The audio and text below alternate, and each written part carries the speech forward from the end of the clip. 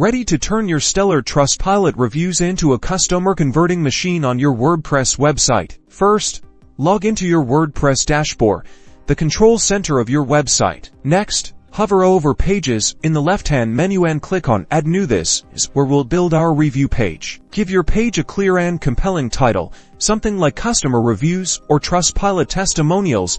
This will be what visitors see in the navigation. Now, head over to Trustpilot and navigate to their Marketing Resources section. Find the TrustBox widgets. These are pre-designed snippets you can embed. Choose a TrustBox style that fits your website's design and copy the provided HTML code. This is the magic ingredient that displays your reviews. Back in your WordPress page editor, switch from the Visual tab to the Text tab. This is crucial for pasting the code correctly. Paste the TrustBox code directly into the text area. Don't worry, you won't see the reviews just yet. They'll appear once the page is published. Finally, hit the Publish button. Now, visit your new reviews page to see your Trustpilot reviews beautifully displayed, building trust and boosting those conversions.